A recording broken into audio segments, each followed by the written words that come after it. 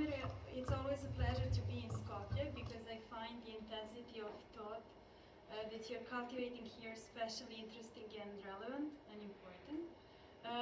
My participation in this conference was a bit of a late notice. Nevertheless, I find it as a great opportunity to raise some of the concerns that I have. So here I will not talk directly about my projects, but about curating and NFTs. Why? Because I have been always concerned with institutional critique. That is the thesis of my PhD as well, curating as a form of institutional critique. On the other hand, I have been totally aware, and like everybody else, the impact of the digital turn that happened in 2020 was something that has changed both my thought, my living condition, and my practice. So I thought that although I'm still curating as I did before, I'm totally theoretically aware that after the digital turn and after the awareness of criticality that I try to embody, which means not trying to find a fault in the system, but try to figure out what's the new horizon that we are striving to.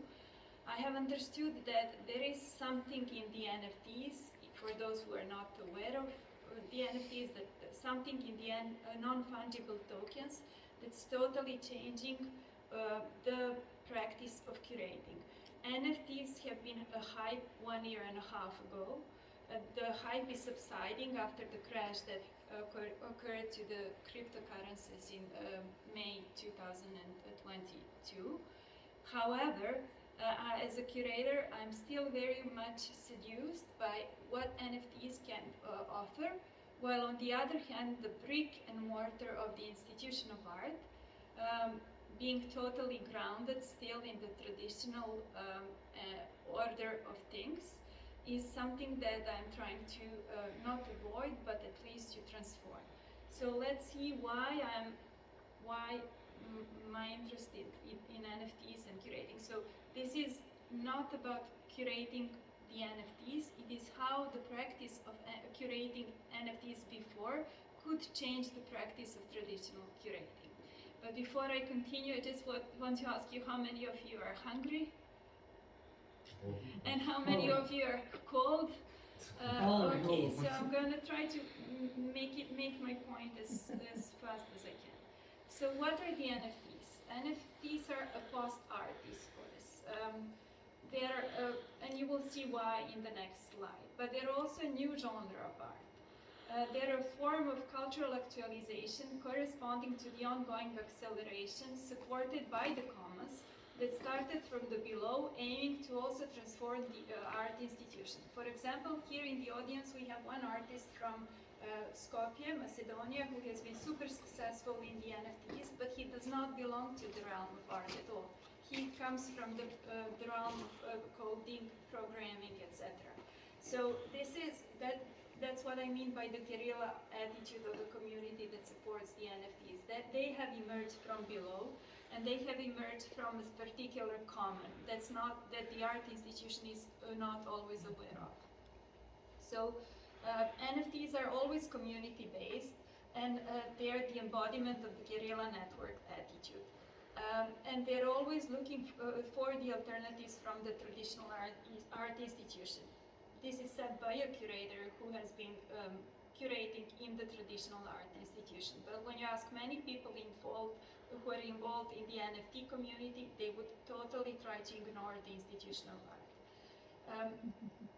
So, because it didn't emerge from there. So, what they're doing, they're not replicating the existing institutional power structures, or at the place of the institutional power structures, and the museum and the brick and mortar institution of art. What came was actually a platform. The platforms came in lieu of institutions. So and each of these platforms is connected to different kind of cryptocurrency and different cryptocurrencies. Some of them are totally fall in the realm of techno-feudalism, while some other, like Tezos, are a little bit more environmentally conscious, and they're moving the things a little bit forward and trying to build a different community. That's why I want you to be aware of the differences of the cryptocurrencies that artworks are being minted on. So, because it's also a very vast area. So, what I want to ask you now, like, this is a rhetorical question, but what will be the role of NFTs in protecting or transforming the traditional art institutions? So far, some museum curators are most of the museum curators are closing a blind eye on NFTs. Of course, because they are unwilling to take the part in their own downfall. Other museum curators research it as a possibility, and they're tokenizing masterpieces like Uffizi, for example, that added the established cultural value to the new stream. So they took the pieces from the Uffizi and they tried to mint it so that they could take part in this new stream, and also to prove that art is transactional. There are some other institutions in England who have established committees for researching the potential of minting their masterpieces as NFTs, and they invested funds so that they could invest in a 2-year process to see if they try to mint, for example, William Blake's The Ancient of All Days was one of the pieces that was minted, but they also established a group so that they could figure out where that will lead. They didn't say no to a process of connecting a master artwork to mint an art piece is to connect it to the chain and to connect it to the value on the chain, which means that it's not only a digital image, but it is a digital image that exists on a chain, which is also so it's unique, it's protected, and it can. The process is called minting. So that's how complex it is, because if you want to invest yourself in understanding what NFTs are, you simply have to understand the new language, which is a big obstacle for the traditional art institutions who are unwilling or who are trying to turn on the blind eye on these processes. Because if nothing else, you have to know your enemy, and you have to know the language of your enemy. So why the NFTs are so problematic? Because the art world is only 1/3 of the NFTs. The other third is the Web3 community, and we are going through a huge transformation of the Web3 community. On the other hand is the new tech and the cryptocurrency. Of course, we could argue that this is just an interdisciplinarity reigning once again, but because it is so complex this time, and because art world likes to be elitistic, and because the art world is self-centered often, there is a way that in the future we might be threatened by new generations who are basically living in the gaming worlds, and for whom it is more important to have a new skin in the game than to have an art piece or to perform an action in the public space. Because for them, the notion of the public space has changed a lot, and it is actually the gaming platform, many gaming platforms. So if we want to involve the new generations, we would have to understand the language that they're communicating. So just to give you an example, the CryptoPunks were one of the most successful non-fungible tokens. But in the first image, they are exhibited in a museum setting. The second images, they were all over New York, so they were displayed on what is called the urban media screens in New York. And then the third version is actually the game, and this is the Louvre Museum existing in the Minecraft game. So instead of Mona Lisas and all traditional artworks, because they communicate the language of the new generation, this is what art might head. This is the direction that art will certainly head in the future, which doesn't mean I could easily criticize the level of populism that's embedded in this kind of display, but in order to produce a little bit more value in this kind of settings, we have to be aware of where it is heading. So because we usually talk about the exhibition histories we talk about the exhibition histories, but rarely in the institution of art we have been talking about the exhibition, the history of the exhibitions related to the NFTs. So far, this is already a historical exhibition curated by Simon Denny at the Schinkel Pavilion in Berlin in 2018. And because there are different ways how the cryptocurrencies will be produced. They can be produced by a proof of stake or a proof of work. This exhibition was inspired by the proof of work method connected to the cryptocurrencies, to the mining of the cryptocurrencies. So Simon Denny curated this exhibition, and as they say, a proof of work is a piece of data which is difficult to produce but easy for others to verify and which satisfies certain requirements. So at the Schinkel Pavilion, this is the protocol that they call it the curatorial protocol. So they try to understand, somebody would say this is just a way of co-curating, but actually it's not, because on chain, everybody, you will see now. So I'm not a fan of co-curating. During my 20-year-old practice, co-curating involves a lot of compromises. And it is always better to know whose attitude the exhibition is developing, because otherwise it will be, the exhibition could be easily a result of a very primitive rudimentary form that's disorganized. So this curatorial protocol label here is just a map of a decision-making process that was inspired by the blockchain. It was decentralized, and that's why I have put it here, because I find it, as a decentralized, I find it super important. We will come to that. So curating and NFTs. Curating was never totally regulated. There is, even if you teach curating, you know that you can never, it's like writing. There is always a surplus that you can never tackle. So it is never regulated, but nevertheless there is this authoritarian figure of a curator that we have all agreed upon somehow to construct or deconstruct in the process of curating. But what we learn from crypto is a new way of organizing. So curating is a new way of distributed decision making, if it is inspired by crypto, because it has to work on a chain, so the message has to get across. It's not only enough to support it with a community, it's not only enough to, it has to work the process has to be functional. It cannot only work as a proposal. It has to have a function.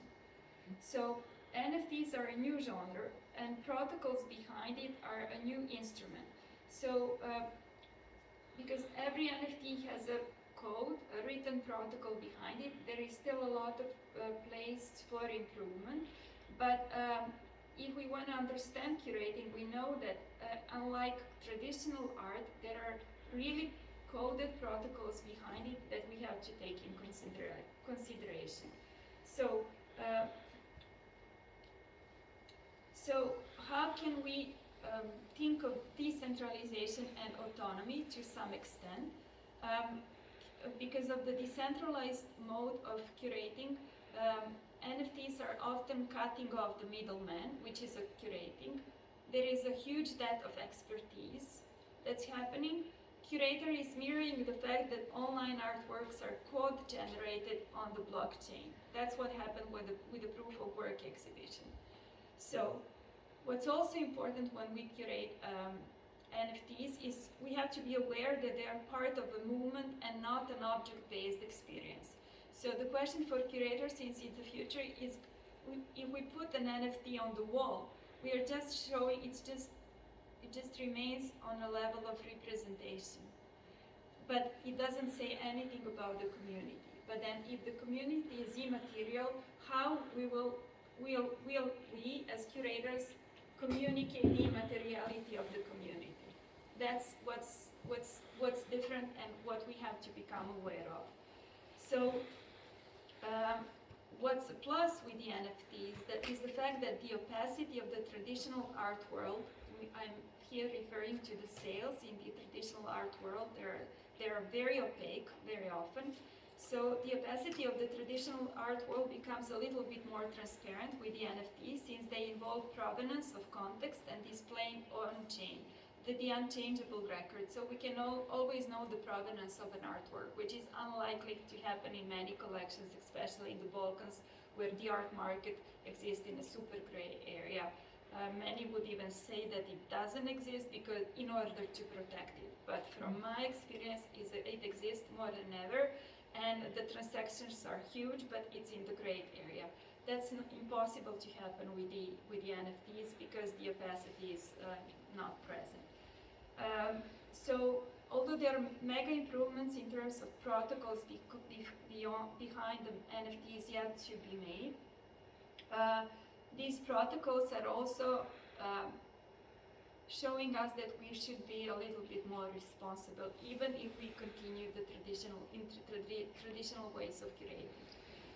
So, as I said, the NFT community is questioning the authority of the traditional curating, which is also, for example, Davor, who is here and who is responsible of the mini-mains, who was a super successful NFTs from Skopje. They were worldly successful. For him to come in a traditional museum setting is something that he wouldn't otherwise do unless there was a topic of NFTs in curating. So, as I said, we always have to be aware of the techno-feudalism that we can, the trap of the techno-feudalism that we can easily fall into. Of course, also the trap of surveillance capitalism, I would say, in Shoshana Zuboff's terms. But there is still the gray zone of negotiation because it's not existent, especially in the institution in the Balkans.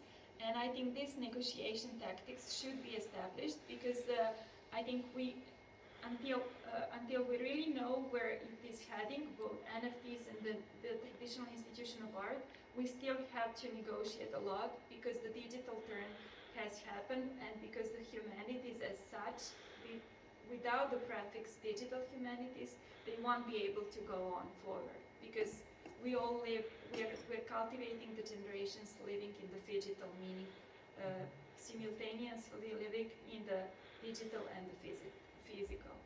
So there is a twofold dogma behind the NFTs that any traditional curator should overcome. And the first part of it is the disunity with the traditional art institution, and the second dogma is the dogma of immateriality. But because all of this is happening in the realm of innovation, I have tried to consult some theorists who have they were trying to understand what innovation should mean in the 2020, after the digital turn of 2020. So one of the key aspects of innovation are to reconstruct the market boundaries, to focus on the big picture, to reach beyond the existing demand. This is especially when we talk about curating. Are we satisfying only the existing demands? Is there because NFTs are such a hybrid, is there such a vast field? And why there is so much money as well in the art and science project and art and tech projects. Most of the gigs that I got in the past few years as an independent curator were in the art and science field and the art and tech field. Of course, I have continued my work as a curator in the physical space, but because we were constrained to make the digital twins of the exhibitions in 2020 because we couldn't travel, somehow this direction and this new horizon has opened up, and because of that experience, I'm voicing this talk right now because I think that there is a lot of space for innovation there. So what we have to do is also, in terms of innovation, we have to get the strategic sequence right and to overcome the organizing hurdle, which we were constrained to do during the pandemics, but we somehow, most of my colleagues have somehow bounced back to the old structures because none of us want to take part in our own downfall, as I said. So because of all of this, it's important to raise the awareness of what has happened with the NFTs. And for example, especially because if you look at the big art fairs like Art Basel, there is always an additional section dedicated to the NFTs. But we can also argue that the money, that art follows the money, and because there is a lot of added value in the many new budgets that have they have, like, people have accumulated a lot of value in the cryptocurrencies. They have to have art as something that they will exchange it with. That's why Art Basel has partnered up with Tezos in order to have also crypto art part of it. But I think that we will see more and more of these happening, especially if some of the physical currencies experience a downfall in the future. So, what we can learn from the NFTs, they always imply all of these steps of innovation.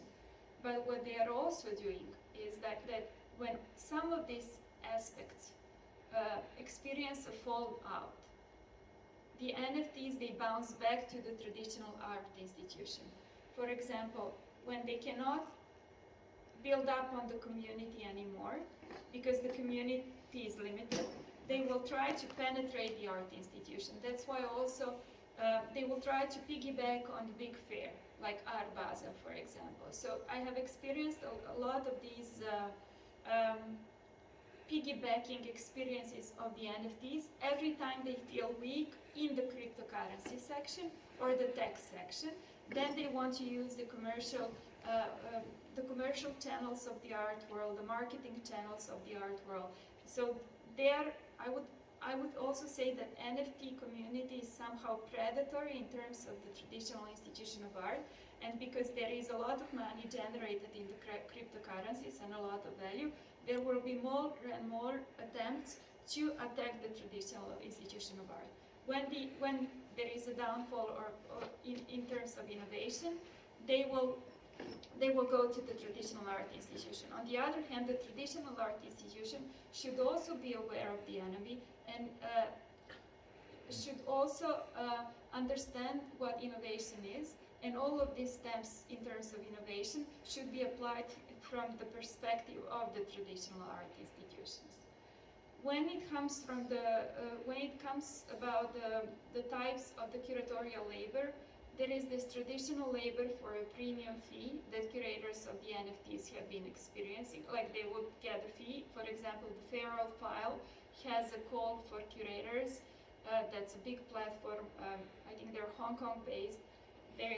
So a curator gets, for example, $2,000 for a proposition. But then the question is what the artists get. They will get the money from the revenues from the sales on chain, but not directly. It's only the curator who gets a big fee. On the other hand, what has changed curating in the realm of NFTs is that curators also could participate, work for a reward, for a contribution, like in the DAO, which are decentralized autonomous operations. Like, so DAO is a second world that's a new world that emerged after the pandemics, because DAO is a new way of organizing, decentralized autonomous organization. So if a curator works for a reward, every time an NFT that the curator has backed up, the curator gets a fee from every other sale. So as the change multiplies, the curators get more and more money. So it's not the fixed fee that the curator gets, but it's like the distribution that goes along in this decentralized autonomous organization. So I wanted to raise awareness about transformation, because I think that more and more we will be experiencing what's maybe it will not be related directly to the NFTs, but I am sure that we're going to call it the curating connected to the Web 3.0. And these are some of the parameters that are going to be super important for this kind of curating. Web 1.0 was all about like commerce. That's how the internet started. Web 2.0 was all about the social and socializing. But what they say about the Web 3.0, we still don't know what it's going to be, but some aspects of the Web 3.0, we've seen it already in the NFT community. So it's going to be displaced for sure. So the brick and mortar of the traditional institution of art, meaning like putting a painting on the wall, although as humans we will understand it, of course, as digital humans, as humans we will understand it because we want to remain grounded. But on the other hand, as humans, most of us have things on the cloud already. So half of our existences and half of our subjects are somewhere on the cloud. So why would we put on a painting on the wall? Because and respect the brick and mortar of a traditional institution. If in the future everything's going to be displaced, so we as curators would have to rethink the structures, and we would have to rethink what does it mean to operate on the uncertain ground. Irit Rogov has been talking about that way before curating Web 3.0. This is not a mistake. I have put it on purpose together, the title. So displacement is one of the characteristics of curating Web 3.0.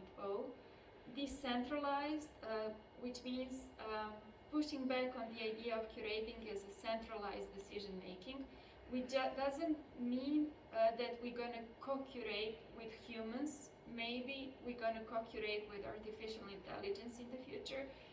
In the first presentation, we have understood the necessity of co-curating with the nature again. Maybe we're going to co-curate with other beings that we are aware or not aware of. But my point of view is that humanity as such cannot continue. Of course, there are some traces of the Anthropocene in what I'm talking about, but as well some aspects of the flaws of the active network theory by Bruno Latour applied to the institution of art, meaning that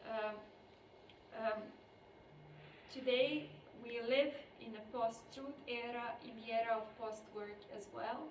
And if the traditional institution of art has scattered for the truth and work, how are we going to turn the game in our favor? Because we have understood the necessity to decentralize it in a different realm. So we're going to have to cater for a different kind of social scene from the actors and networks we belong to. And this different canon of curating requires also a curator familiar with the blockchain technology. Innovation and experiment, it's something that's going to be featured more than ever in the curating Web 3.0. And as I mentioned, immateriality in terms that we're going to go from the ground to the cloud, also within the institution, which means that most of the institutions are going to exist also in the metaverse, not only in the phygital, because they will cater for their publics in the metaverse. And the last, which is also very important, is the epistemology of curating Web 3.0. Because if we don't cultivate the critical mind, we're going to end up in techno-feudalism, and this is a possibility to produce knowledge because of the hybridity of art, tech, and innovation. So that's why I wrote production of knowledge plus, because I think that as we multiply as species, maybe we will involve robots, or maybe we will involve other artificially intelligent entities, I think that our responsibility as human curators would be to disseminate what's happening in the best possible way and to produce knowledge. If we were catering for the production of knowledge before, now it's going to be even more important because of the awareness of the multiple or multiplied publics that are going to emerge in the near future. So this was my contribution. I hope it was an interesting way to end this conference, or at least inspiring. It's debatable. It's also debatable for me. But I think that we are opening the era of curating web 3.0, which doesn't mean that we will curate online. It also means how the online experiences going to change our physical experiences. So that's it. Thank you.